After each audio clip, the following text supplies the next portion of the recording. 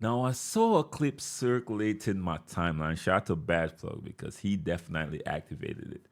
And it's highlighting one of the biggest issues within an NBA 2K game. And I don't think there is any solution around the corner for this one. So this is one of my more serious videos, of course. So y'all know what it is by now. Without further ado, I need y'all to grab yourself that brew and let's get to the video. You want 2K rumors and news, you in the right place. Want a community that's cool, you in the right space. You want tips, subscribe now and ring the bell. Then go to the park and give them hell. The Boot Squad is an organization with all winners. Soldiers up in formation, we all killers. And when you step on the court, yo, you're our dinner. When I play D in the fourth, yo, Kawhi Leonard. So you done know. Your boy Brutal, Sim on the scene, wicked and mean with a next video for y'all, man. So we gonna get straight to the video. So don't forget to like, share, and subscribe. Making them push that to 300K. It's on the way. I ain't gonna lie to y'all. I keep saying 2 by accident. We just got to 200. Appreciate y'all. Y'all know the grind don't stop. And I have to be honest on my platform. And one of my biggest things with 2K, one of my biggest issues is 2K. It's not gameplay. It's not the city. It's not the park. It's how they push virtual currency and their greed when it comes to doing business in 2K. And this is not something that the devs could really affect. I know that, but it's definitely me going at 2K pockets. And this is why I'll be left out of certain circles, because this is something I will speak on as much as I can, right?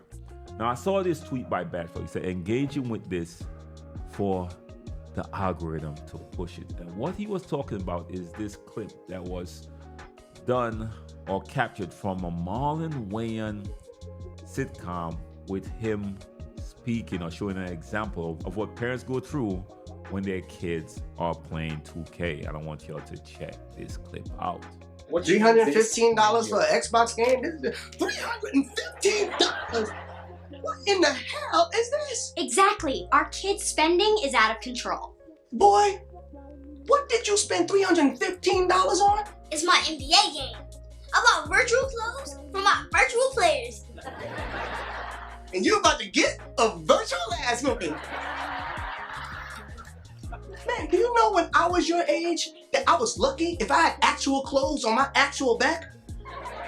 I went to school naked twice. It's funny, but it's not that funny. This is the reality, man. And I always said this, man, like if I was young at this time, I would not be able to play 2K. If the same way how I grew up, even when I was in college, I would not be able to afford to even play this game. Now, this game got a bunch of different game modes, but let's be honest. The game modes that are the most popular, for example, my career, you know what's going on with that, man. It's basically built to drain money out of its consumer. And what I see is, and if you play Wreck with randoms, you will see it. You will see it that currently the younger generation is being priced out of playing 2K, whether we like it or not. All you see right now, and yes, I'm an old head, but all you see is old heads that you can't even speak to saying, yo, I played real basketball. I played real ball, bro. What are you talking about? You should be able to make this.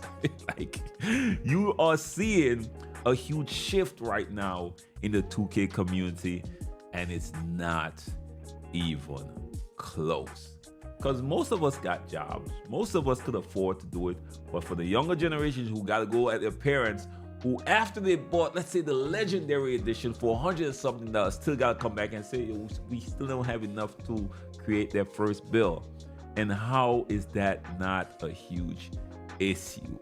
And they continue to get greedy and more greedy with their approach to how they present the game. Again, this is beyond what the devs, I know it's above their paycheck, but it's a huge problem that we have to experience year after year after year. Now, this Reddit user, now they're lot of Reddit posts, man. But I'm just gonna show this one Reddit post that is speaking against 2K's greed. Now, this Reddit user says, there was much criticism leveled at 2K when they introduced the option to purchase season levels as well as the Hall of Fame pass. This is probably the only form of progression in my career beyond level 99 and Mamba mentality, etc. As someone who has probably spent more than one should have to on a basketball game by creating 3 builds, not by choice, but as dictated by several gameplay updates introduced by the devs since launch, and that's a huge issue, 2K. Because your game costs so much and builds cost so much to create, these patches that y'all drop, I don't know if it seems like it's malicious. Because the version of the game we got at launch of NBA 2K24 was not the version we got at the end of the year. So the builds that were relevant at the beginning of the year was not as relevant at the end of the year.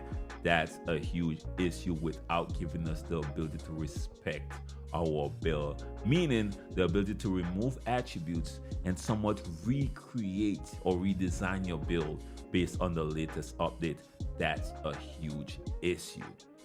Which means if you're going down this route, you gotta get your shit together at the beginning of the year. Because you've seen it happen with lockdowns, you've seen it happen with sharpshooter builds, you've seen it even happen to certain point guard builds. That how the game was at the beginning of the year definitely affects how effective your builds could be even a month or 2 later.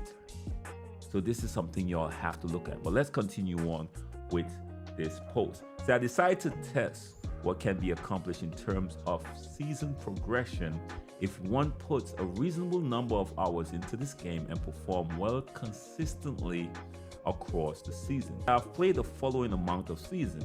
That too only because the basketball component is somewhat enjoyable this year. So 1 to 2 games of rec or pro-am daily. All games played daily results in win. Also, the top 2 players on my team in terms of well-rounded contribution, averaging 20 points and 8 assists for the season. So after all that, I achieved level 9 with about 10 days to go in the season. This game is literally designed to coerce you into spending money. It used to be for Bills and my team, and now 2K has had the audacity to ask you for money consistently across the year. The greed is truly nauseating. I would take EA model any day over this garbage. There's no other sport company on consoles where you are subjected to this or allow yourself to be subjected to this on a yearly basis. And it's hard for me to disagree with this. I'm going to show y'all EA's model in a little bit, of course. But even if you grind, and I know people gonna be like, yo, you could grind 99. You could grind without BC, because I saw a bunch of content creators do it. But let's say you went and grind from 60 to 99. It takes you a few weeks, so you're gonna be behind already. All right, cool. Okay, people have been playing day one, they bought their way to 85, got a head start on you, competitive advantage, and then you decide to stick it out in my career or go to the street course and just grind and not weigh down your teammates or your friends. Okay, let's say you do that for a few weeks and got to 99.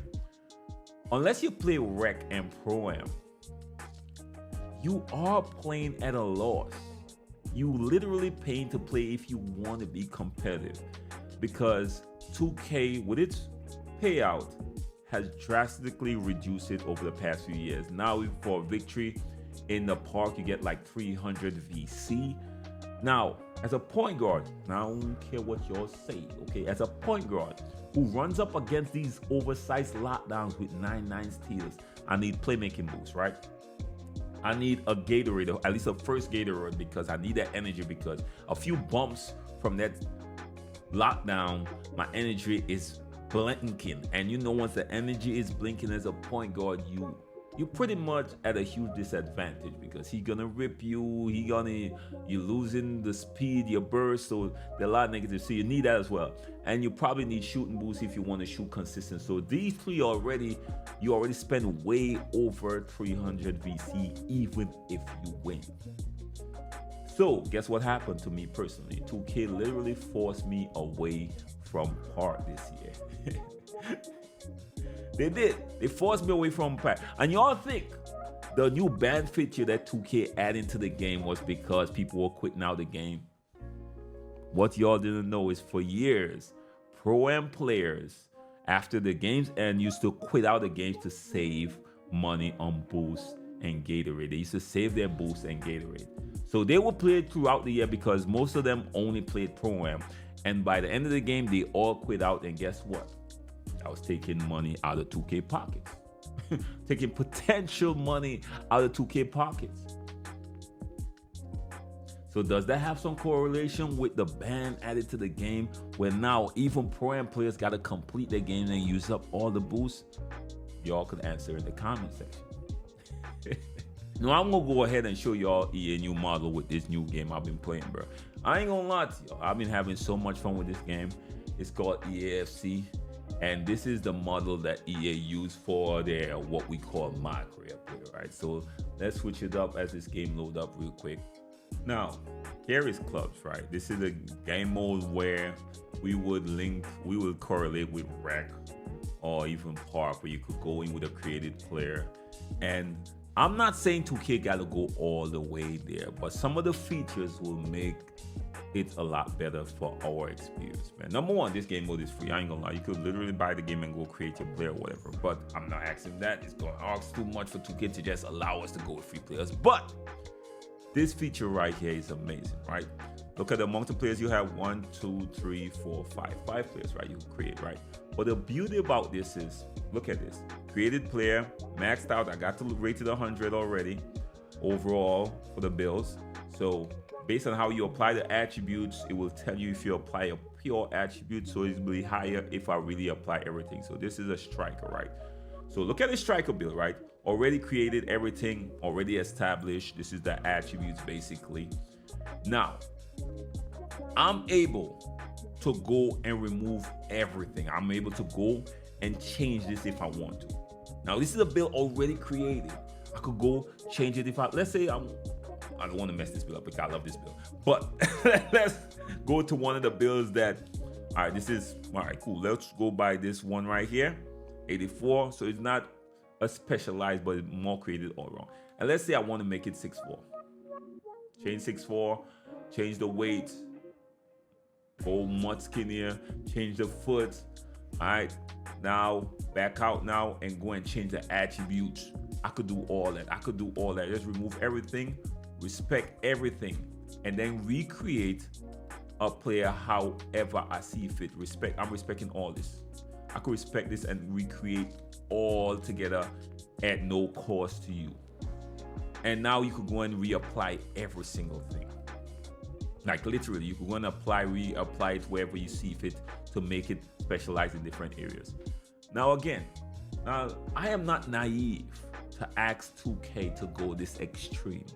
But all I ask is, if we spend money on our first build, you should allow us to make these changes with the amount of major patches that y'all are putting in the game, which changes the effectiveness of these builds. It's the least y'all could do with the amount of money y'all are draining out of people's pockets. I have a huge issue with boost speed in the game. It definitely pushes the game towards that play to win arena. I have a huge issue with the amount of payout y'all are giving in the park or the theater or these 3v3 arenas. You have to go Pro-Am 3v3s if you want to get any type of payout, or you have to go in Rec or Pro-Am to get any type of payout that matters. But what about these casual modes right here for the casual people? It seems like y'all just target these people and decide to drain their pockets. And the kids, man, y'all don't care about the kids no more. It's ridiculous. Again, if I play this game, I would not be able, when I was younger, I would not be able to afford to play these game modes. And it's heartbreaking. You see it every time you go to the rec. You see it every time you go to the park. You're outpricing a whole generation with your greedy tactics. And to be honest with y'all, I don't see no solution, none in sight because I do have people on both sides. I have people who don't do it, and I have people who will do it no matter what. And the people who will do it no matter what, you can't tell them nothing different, and rightfully so. They work for their money, so it's their outlier. They don't go out and drink a lot. They don't party. They don't do none of that. All they do 2K is their one vice, and they spend on it. Everybody deserves a vice. So this ain't about them. You cannot villainize them for spending on this game. You cannot. But unfortunately, there's always a downside to that. But let me know what y'all think about the video, and let me know what y'all think is the solution going forward. I know a lot of people say, stop playing the game. Stop. I think competition is the best, which is why I always push competition. Even that new game, that new basketball game that's about to launch, should show 2K, if a lot of us spend some more time on that and takes a huge chunk, or at least a little bite off of 2K audience, it will start leaning into the right direction. That's the importance of competition. That's when I hear people say, yo, the game is trash without even playing it. I'm like, all right, my G. But again, let me know what y'all think. Y'all know what is your boy saying. First time to the channel. Like, share, subscribe. God bless and be safe out there, y'all. Peace.